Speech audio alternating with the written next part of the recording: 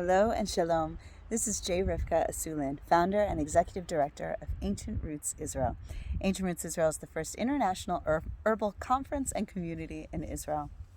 We are very saddened that we could not have our in-person conference this year, but we are very excited. I have a son who's showing me a worm right there that he found. We are very excited to see all of you on the 28th of January, which would have kind of marked the time of the conference. So it'll be a special day to at least get together for a 2-hour Zoom to discuss herbal medicine in times of crisis.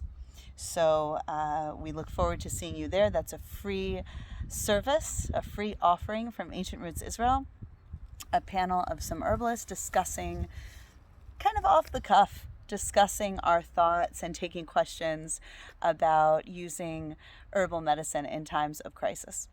So today I want to show you a plant that's just starting to pop up and flower. I'm looking in the wild weed garden right now, and I'm seeing these little bright suns all over the place.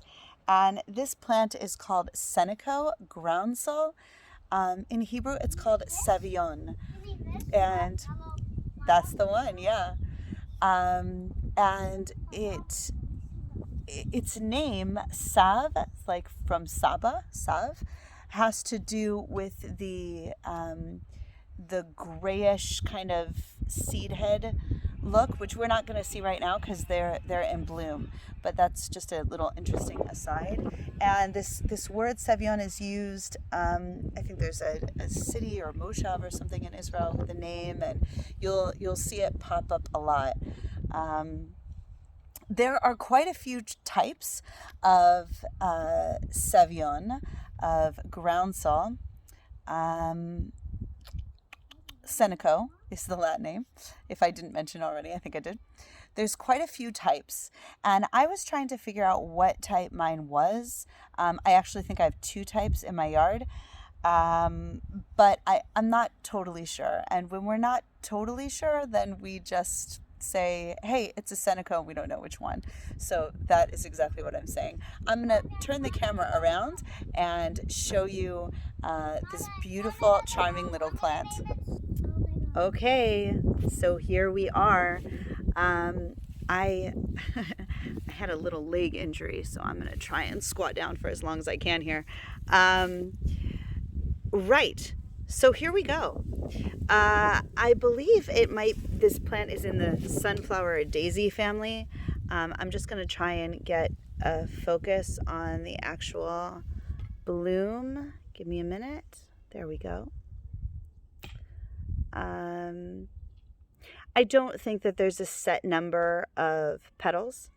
I think that there is, probably quite a range. And then depending on which species you have, a different range then again. But I just wanted to show you close up this really special plant. Isn't that amazing? It reminds me of a little honeycomb inside when you look at it. And here's the buds getting ready to open of the variance in color and design between all these different plants. I'm paying attention to these little black. I'm not quite sure what they are. Somebody more wise can tell me, but I lost the focus. At any rate, these ones have really interesting leaves. I'm not finding exactly how they match. There's certain types of Senico that the leaves have been compared to oak leaves, and I guess I can kind of see that. Some types of groundsel have like long, spiky, like a dagger shaped or sword shaped leaves. Again, there's a lot of variance in this plant because there's so many species in Israel. I don't remember if it was wildflowers.co.il or where I was, but there were probably about, I don't know, maybe 6 species listed there. This plant is considered on the face of it a toxic plant that's not for human consumption. That being said, people do eat it and animals eat it, but it's really, really hard on the liver. You know, I want you to pay attention to some of the other plants that we've covered. It's hard to believe that it's been almost a year since we've been doing this, but you'll notice some of the mallow-leaved storksbill and in the geranium family over there that are edible. There's another one kind of standing up saying hi. And we've got some burr clover here, which I will probably cover in a different class. We've got, I wanted to find a mallow. The mallows are growing now. Just a heads up about, you know, what time of season you'll be seeing these pretty flowers in bloom. There's some more. And if I stood up, you'd be able to see, I don't know if you can pick out all those yellow flowers growing. That's all groundsel. Okay, so back to groundsel. It's a really interesting plant because on the one hand, we know that it's really tough on the liver and kidneys to process. So obviously, you know, on the face of it, we don't recommend ingesting it. As a infusion or deconcoction, it's been used as a remedy for psoriasis and other skin ailments. It actually has been used internally as either an infusion or deconcoction for stomach ailments and intestinal ailments. But again, there's that kind of contradiction.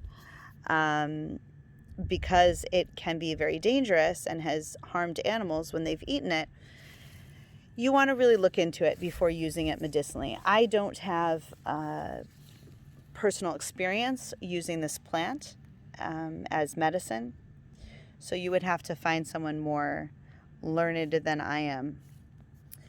I'm going to try and get this a little bit closer. Another thing this plant is known for is urinary tract infections, kind of staving them off. And some Senicos, again, I'm not certain which one we're on or why it's not focusing right now. Well, I'll switch it back to me. I'm not sure which one we've got, as I've said, but some of them are known for being great menopausal remedies, especially for things like hot flashes. So urinary tract, intestinal tract, stomach, menopause, and even regulating menstruation. But I have no experience with this plant for any of those things. For me, the fact that it's so hard on the kidneys and liver makes me turn to other things that are less difficult to process. Also, you can eat a little of it and be fine for most people, but it does contain certain toxic chemical properties that when eaten in large amounts, and again, I'm being deliberately vague here about what that is because really it's going to depend on the person, but it can be very toxic in large amounts.